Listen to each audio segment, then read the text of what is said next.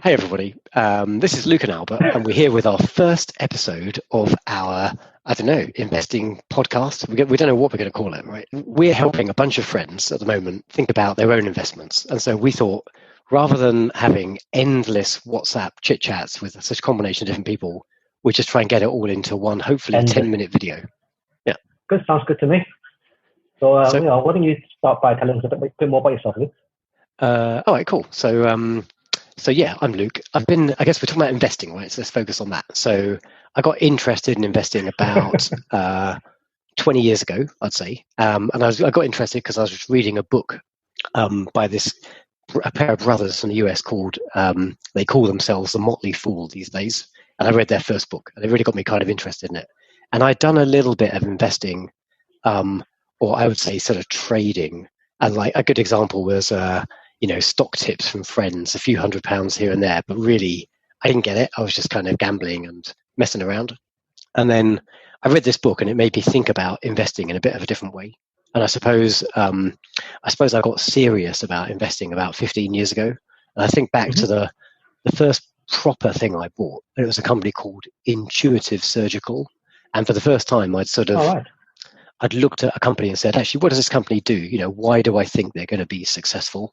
And we'll probably talk about Intuitive Surgical on a future video specifically. But it's something it's the first real thing I bought and I'm still holding it today. And, buying something with a kind of long range view kind of suddenly opened my mind to what investing could be about. How did you get started? Well, as you know, we're about the same age. So I probably started investing more or less around the same time, about 20 years ago. I started buying funds because that's how I thought people invested in those days. Similarly, I read a few books about investing, and I can't remember exactly when I first started investing in stocks, but I do remember one that I bought very early on. I remember reading an article about a company called Pilkington Glass, right? And they said they had invented self-cleaning glass. And I thought, this is a game changer. Everybody's going to buy this. Every building is going to use this because, why wouldn't you? So I bought some stock in Pilkington Glass, and it did quite well, actually. I sold it a year later, right, for about a gain of 50%.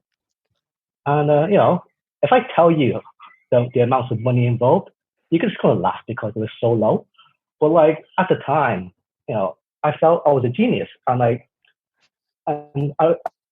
realized that I actually enjoyed the process of reading about companies and trying to assess their commercial prospects. And I haven't looked back since, actually. From then on, I stopped investing in funds and carried on with the stock. And I'll be the first to admit, for the first few years, that I had absolutely no idea what I was doing.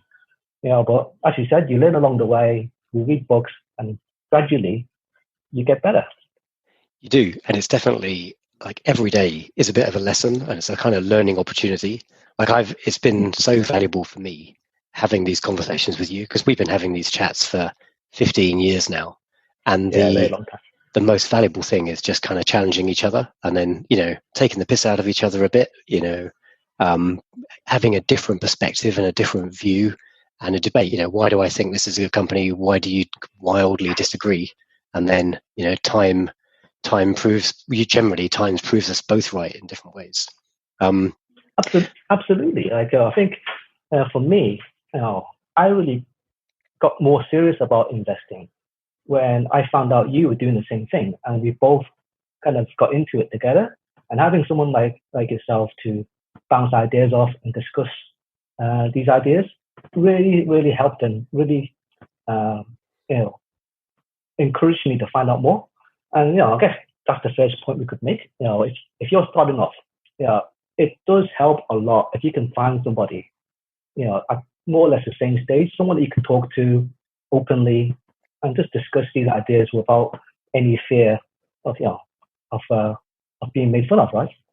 So one thing I'll say as well about the question of like why invest in the stock market. So I was thinking this morning, like the different ways to make money. And I can think of four. You probably chop this up in lots of different ways, right? So, like you can sweat, you can work for a business, and through your brain or your manual labor, whatever it is, you get a salary and you make money, and that is not scalable. And what I mean by that is, you're limited. Your money making ability is limited by your own ability to generate value, whatever that might be, laying bricks or creating spreadsheets. Then another way, you could own a business. So still on that same continuum, right? But you're the business owner now. And depends on the type of business. The business itself might be scalable or non-scalable. It might be a business with where you're just kind of selling your own services, or you're selling something, maybe you're like a hot dog fan and you're selling, burgers or whatever. And again, it's a business. You probably make more money than being the employee. You're now the employer. But that's not scalable. There are some businesses that are massively scalable, and that's really where you build really, really serious amounts of money. But there are two other ways to make money as well I can think of. That's property. Maybe you own your own house and you go and you move and you let it out, or perhaps you create buy-to-let investments. We've got a few friends that do that, and maybe you get a few properties going. And what they're doing is creating something called passive income. So there's a distinction between active income, I'm doing stuff, making wealth, or passive income. And I think are you working for your money, or is your money working for you? Right. So owning property is a way of creating a passive income stream. But my concern about having too much property, and certainly it's got a place in a portfolio, is, one, you're massively undiversified, right? If all of your money is tied up in 10, 15 properties, whatever it is, and if the property market takes a bomb, then you could be in serious trouble, particularly if you're massively over leveraged and you've got huge debts on these properties and you can't service them. So the fourth way is, I think, buying investments, owning bits of companies. So then you're getting, now that is, for me, is the perfectly scalable investment. And it's so agile as well, right? You can put your money in play. You can get leverage if you want, but I think we were both highly advised against leveraged investment, but we'll talk about that a bit later. But you get your money to work, you invest in good quality companies, and you sit back and somebody else, the business owner, is doing all the work for you. Can you think of other ways to make money, or do you think that's a good way of chopping it up? Yeah, it's a pretty good way. I can think of a fifth way, which is just to steal it, but I think we'll just forget about that one. We have a lot to gain from that. But I think, what you said makes a lot of sense. But when you break it down, the difference between property and stocks is just that they're just different types of assets, right? They have different types of liquidity, like how easy it to buy and sell, and have different types of risk, right? And I guess you can view assets, in that kind of spectrum. Some are going to be highly illiquid, and some are going to be like, high risk versus low risk. And these apply to, stocks as well. Different stocks have different qualities. But when you said the distinctions between either you earn it or you have assets, right? The reason for investing in the stock market is because it's the easiest way to acquire assets. Assets meaning things that gain in value over time. Yeah. You look at somebody like Jeff Bezos, right? I think it was estimated in the last 6 months, his net worth has increased by about maybe $50 billion. Mm-hmm. And he didn't get that from his day job, right? He got that because he owns Amazon stock, and Amazon stock has increased in value. And the great thing about the public market is that you too can own Amazon stock, not as much as Jeff Bezos, but you can own Amazon stock, and you can share in the gains that company makes. Totally. And, Amazon has done phenomenally well over the last couple of decades, and we've been lucky enough to be part of that journey. But, even if you don't find the next Amazon or the next Netflix or the next Tesla, right, the whole market increases in value over time. I think over the last 100 years, the market has appreciated by 10% a year every year. There'll be, if you look at any one year, maybe things are down. If you look at this year, for bizarre reasons, the market is through the roof, and many people's portfolios have doubled in value this year. But in the long run, as you say, on average, you're going to make about 10% a year. It's a pretty good return. That's certainly better than sticking cash in the bank right now. Yeah, it's also worth mentioning that it's 10% compounded each year, right? It's not just 10% on your original investment. It's 10% on whatever that portfolio is worth in that year. And if you do the math, it's crazy. Like if you do the math of 10% over 20 years, you'd be surprised how much money that is. It is. And if the sort of one of the sayings is you can't beat the market. If you look at professional fund managers and the guys that create the indexes, and some companies invest millions, tens of millions of pounds into their research into individuals who they think are great stock pickers. These guys don't do very well. In many cases, they underperform the market. They return less than that 10% that the market would. The individual investor can, for very good reasons that we probably haven't got time to get into today, can beat that, right? And I think you and I have been pretty lucky. But I think it's worth just sharing one or two numbers. So you and I think are returning at the start of this year. We were returning about 30 to 32% compounded over a 15+ year period. Actually, this year's been wild. And my numbers are currently 45% compounded. It's only because things have gone through the roof, right?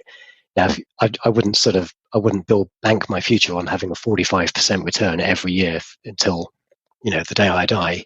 But I am planning it based on a more conservative 25%. A more conservative 25%. That is a ludicrous number that no fund manager can touch.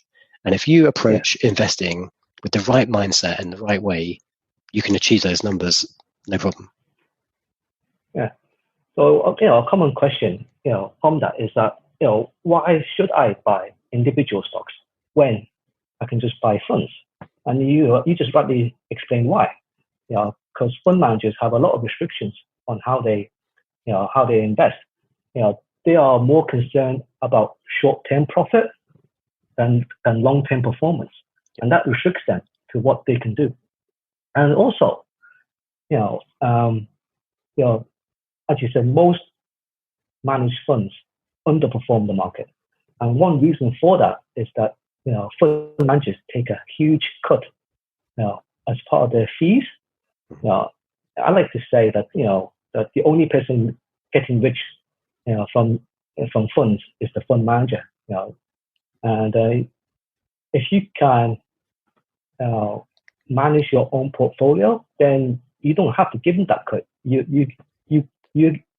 keep that for yourself. Yeah, and I read a really interesting tweet yesterday from a chap I follow who's a really smart guy. And I think the quote was like that 1% fee that compounds as well, right? So if you're instead of making maybe 15 or 20%, if you're making 1% less than that, actually that has a material difference in the long run. And just that 1% fee that's going to the fund manager, that can reduce the overall size of your portfolio by like 25+% over the course of like an investing lifetime. That's a chunk of money. Right. Okay. So I was going to say another thing about, should I invest in individual stocks? And this is a little bit of a tricky question, because, to do it well, you have to put the time in. You have to put the time into reading about business, learning about business, and just doing your research on the companies that you want to invest in. Now, if you're the kind of person who doesn't have time or the interest to do that, right, you're probably better off in just investing in, index funds, low cost, passively managed index funds. In that way, you get to partake in the market gains without a lot of work, right? But if you have a certain interest or a certain area of expertise, you actually have an advantage over other investors when it comes to investing in companies in that space, you actually can use that knowledge to improve your chances of making money from those stocks. As an example, if you work in pharmaceuticals and you're reading clinical reports, reading research papers, finding out about new products, you have a huge advantage over most other people who have no idea about any of these things. And if you can use that information to make smart investments, then you are probably more likely to gain than everybody else. And you don't actually, you don't even have to be working in some really deep esoteric field like pharmaceuticals, right? You could just be going to the shops. If there's a product or a brand you like, and you think this is just better than everything else, and there's a good reason why. I understand fashion, I understand cosmetics, I understand cars. Whatever your sort of passion is, if you can tap into your own passion, your sort of research, what Albert's describing, becomes part of your hobby. You kind of get all the benefit of the research for free because you're just interested in this thing. One of our friends early identified Lululemon as as being kind of a brand to watch, and she bought into that. And I hope she hung on to it. Like, she's done really well if she did. So what do you genuinely think, if you haven't got the time to kind of do the research, you shouldn't invest in individual companies? I'm not so sure. I do, because it comes to the question of whether your portfolio is suitable for you for your age and for your level of risk that you're willing to accept. So if you're not willing to do the work and find out about these things, the portfolio that you end up with may be completely unsuitable for you, and you're just better off just tracking the market. How about this though? How about you do the work in fits and spurts? Maybe once a year, once a quarter, you kind of check in with your portfolio, and you do your research for a fairly intensive period of time. You make the adjustments, and then you just go get on with your life for another year. Do you not think that could work? Absolutely. That's what I would advise people to do. But even then, some people don't want to do that. They just want to just do other things, right? And if that's the case, then then just make your life easy. Invest in funds and just forget about it. Yeah, okay, that's fair. You've got to do some modicum of work. But I think I'm just trying to say, don't feel that you have to dedicate your life to this and be reading. Oh, no, absolutely not. Absolutely. I mean, it's not a job, right? It's for us, it's a pastime, it's a hobby. But if you don't, have a strong interest, then you're not going to read news all the day, right? All day, every day. But you may be willing to do the bare minimum of work to choose the right investments. And I think most people are like that. I think most people are not going to find business news interesting. Mm-hmm. Cool. Okay. Good. You've found a couple of interesting stocks. You've done a bit of research. You build your portfolio. Like, how do you manage that? How do you kind of water it and look after it? So maybe we could both share a few thoughts on that. Yeah, sure. And well, as I mentioned that you could leverage your knowledge and expertise to choose stocks that you know more about, right? But I think if you're starting off, right, you want to start off slowly. The reason why I say that is that if you choose the wrong stock and it goes down more than you expected, it might put you off, right? Basically, if you choose a high volatility stocks, it might just scare you away from investing further. And the advantage of choosing a more stable stock is that you have time to get used to the stock market and how it goes up and down. So give us a quick example of like a stable versus a volatile stock. Well, maybe it's a good place to say that you're sitting in London and I'm sitting in Hong Kong, and I invest in some Hong Kong stocks, right? And my girlfriend recently started investing. When I say recently, I mean within the last year. Right? And I was trying to advise her on how to get started. And I said, why don't you just start off buying some like large companies that are relatively stable, right? And obviously the first company you would choose if you live in Hong Kong is HSBC, right? And if you look at how HSBC has done over the last year, it's done pretty badly, right? But that's because of many factors. You can factor in the Hong Kong social unrest, the coronavirus, the relationship between China and other countries in the world. It just hasn't been a good year for HSBC. But normally that would be quite a stable stock that pays a regular dividend. Doesn't go up much. Just doesn't go up quickly, doesn't go down quickly, and it gets you started. So that's one example. Obviously that hasn't worked out, but maybe in the UK you can choose something like a big pharmaceutical, like GlaxoSmithKline or AstraZeneca. I think the term you would use is blue chip stock. Yeah, agree. Now we're not necessarily recommending anything that we talk about on this. And it doesn't necessarily mean for me that you have to buy like a bunch of stable blue chip things. If you buy a nicely diversified, a nicely sort of mixed up set of actually individually fairly volatile stocks, you could still be relatively well diversified. So yes, as you get used to the stock market, you can go for more volatile stocks as you get more diversified. But I think my initial reasons for starting off with blue chips is that you don't have anything to start with. You might have a portfolio of one or two stocks for a few months, and you don't want to see that just drop 30% as things did early this year. Would you not then start off a bit like we both did by buying the indexes, because you've automatically got that diversification built in, and maybe use that as a vehicle to get the 10% a year until the point that you've got enough money invested that you can start buying individual stocks without like trading fees eating into you too hard? Yeah, that's another way of approaching it. But it's kind of the same principle, right? You're buying something that's relatively stable to form a foundation for your portfolio, and then afterwards, once you have that, you can start, choosing more speculative stocks. Yeah. I wouldn't say speculative. Actually, speculative is the wrong word.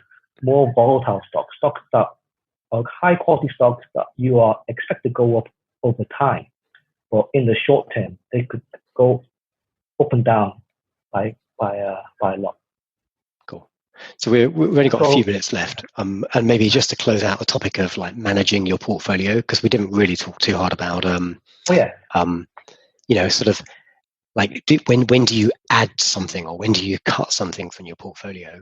So one of the mistakes I've made in the past is kind of doubling down on things. So I'll give an example: Twitter. Right, I've always felt Twitter, they've just failed to monetize themselves for why, they are the news now. They're driving the conversation globally.